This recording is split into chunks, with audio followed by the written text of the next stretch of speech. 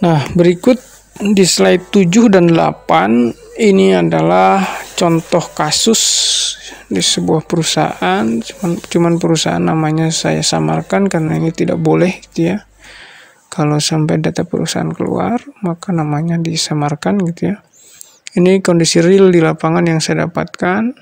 Contoh sarana prasarana pengelolaan dampak terhadap tanah dan air yang ada di perusahaan tersebut gitu ya.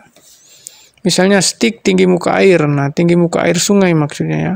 Jadi air sungai itu harus dipantau. Ketika musim hujan berapa tingginya, ketika musim kemarau berapa gitu ya. Kemudian selisih dari tinggi muka air itu berapa sih gitu ya. Nah, kalau terkait selisih ini atau delta ini nanti di dokumen AMDAL itu dipersyaratkan. Misalnya selisihnya lebih dari sekian atau selisihnya gede gitu ya dari ketentuan, maka itu dianggap sudah menimbulkan dampak. Kalau selisihnya di bawah ambang batas atau di bawah yang ditentukan dalam dokumen perencanaan, maka itu masih dikatakan normal gitu kan, atau tidak menimbulkan dampak gitu ya. Nah, ini jenis misalnya di kolom jenis maka ada stik tinggi muka air, plot pemantau erosi atau bak pemantau erosi yang saya bahas tadi di slide 6. Nah, kemudian jumlahnya ada sekian gitu ya. Kemudian kondisi ini. Nah, kondisi ini terkait dari mana nih, ada baik, sedang dan lain-lain. Nah, ini hasil cek lapangan gitu yang dilakukan oleh saya gitu ya. Nah, baik, berarti jumlahnya sesuai, fungsinya sesuai gitu ya. Nah, kemudian poin yang ketujuh nih. Sarana penanaman, nilainya saya kasih sedang. Kenapa sedang gitu kan? Karena ternyata dia misalnya persemaian punya gitu ya. Tetapi ternyata alat angkut bibit ke lokasi-lokasi yang mau ditanam itu kurang. Katakanlah mobil lah untuk ngangkutnya gitu, sangat kurang. Sehingga para pekerja beralasan bahwa mohon maaf Pak, katanya mau menanam ini kita terkendala dengan kurangnya mobil karena perusahaan tidak menyediakan itu. Masa Pak, katanya berkilo-kilo kita harus jalan kaki untuk nanam kiri kanan jalan dan lain-lain, area terbuka dan lain-lain. Nah, karena itu kita kasih nilai sedang. Kemudian terkait juga ini sarana prasarana ini kan, kenapa nilai sedang? Roda 2 ada gitu kan. Nah, sarana prasarana penanaman ini yang nomor 7 ini terdiri dari roda 2 dan roda 4 misalkan di lapangan. Ternyata roda 2 ada tetapi tidak efektif untuk angkut bibit. Baiklah itu roda 2 karena difungsikan. Tapi roda 4 tidak ada, 0, maka tidak ada. Nah, baik dengan tidak ada atau baik dengan buruk, tidak ada atau buruk ya, maka nilainya sedang, seperti itu gitu ya. Nah, itu contoh-contoh sarana pengolahan pemantauan dampak terhadap tanah dan air gitu ya. Nah, ini slide 8 masih gitu ya. Slide 8 misalnya sarana pemeliharaan jalan. Ini alat berat, biasanya perusahaan punya ini alat berat.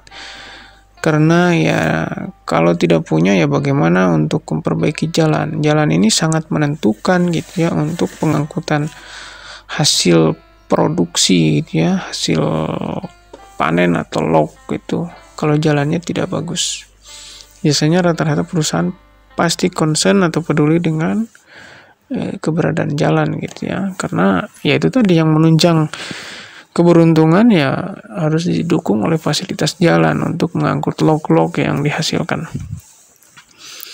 Kemudian berikutnya ini masih contoh sarana-sarana yang ada gitu ya di lapangan, hasil saya menilai sebuah perusahaan ini di HPH ini. TPA sampah, TPA ini tempat pembuangan air sampah. Dia ternyata tidak ada gitu ya, hanya dibakar saja. Nah, maka ya ini kondisinya tidak ada atau nilainya tidak ada, ini 0 atau buruk gitu sebenarnya. Kenapa saya tulis tidak ada di sini? Karena ini untuk menghindari gitu kata-kata negatif.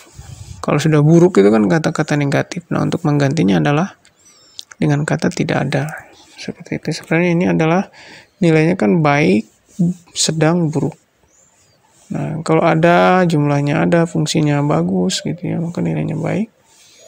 Nah, ini kalau 0 seperti ini tidak ada, ya berarti ini buruk gitu ya. Cuman dalam penilaian kadang kita harus menggunakan kata-kata yang baik atau menghindari kata-kata negatif, maka saya tuliskan tidak ada gitu ya. Kemudian tong sampah. Nah, tong sampah ini bisa kita lihat misalnya kamar karyawan di camp produksi itu ada 10 misalnya. Maka tong sampah setelah kita cek lapangan ya diperlukanlah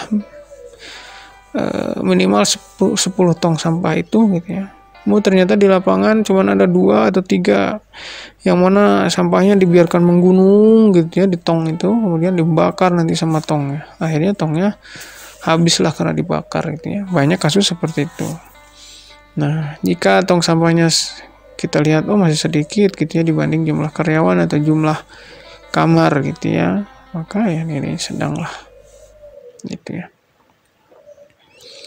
Kemudian terkait penampungan limbah B3. Nah, ini kadang perusahaan sudah ada yang membuat seperti kasus yang ini, tetapi belum difungsikan gitu ya. Maka ya nilainya sedang lah gitu ya, belum dipakai gitu ya. Nah, limbah B3 ini apa saja? Di antaranya ya limbah B3 dari perusahaan adalah oli bekas gitu ya, dan juga sampah-sampah dari klinik kesehatan yang ada. Nah, karena di perusahaan ini kan ada namanya perawat gitu ya yang ditempatkan di situ. Nah, perawat buat apa gitu ya? Perawat ini berfungsi untuk jaga-jaga. Siapa tahu ada karyawan yang sakit dan lain-lain, maka ada perawat. Nah, dari perawat itu kadang-kadang kan jika dia melakukan suntik, maka dia pasti ada limbahnya berupa limbah jarum dan lain-lain gitu ya. Nah, jadi harus ada fasilitasnya. Nah, kemudian oil trap. Nah, oil trap dan pengerasan lantai bengkel ini sangat menarik. Jadi harus kita pahami bahwa kelestarian tanah dan air diantaranya terjaga gitu ya dari zat-zat yang bisa menimbulkan zat-zat yang bisa menimbulkan polusi bagi tanah dan air. Di antaranya ya jika adanya oli yang berhamburan, bahkan oli bekas dibuang ke sungai, itu sangat merusak pada kelestarian tanah dan air. Nah, oil trap itu apa? Oil trap itu adalah jebakan oli. Nah, jebakan oli itu biasanya dipasang di lantai bengkel atau lantai genset gitu ya. Nah, jebakan oli tidak mungkin dipasang kalau lantainya lantai bengkel atau lantai genset atau diesel yang buat menyalakan lampu itu lantainya tidak diperkeras gitu ya. Sehingga lantainya kalau diperkeras, begitu oli jatuh ke lantai itu, maka oli kan akan bergerak. Nah, bergerak itu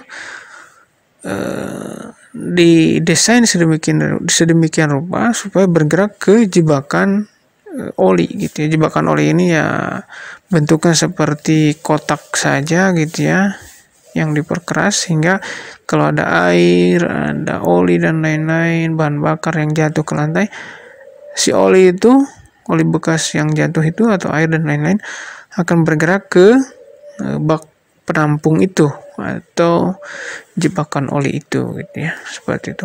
Nah, kalau sudah bergerak ke bak penampung kemudian sampai memenuhi bak penampung, maka diangkutlah gitu ya ke dalam wadah, kemudian ditempatkan ke penampungan limbah B3 seperti itu.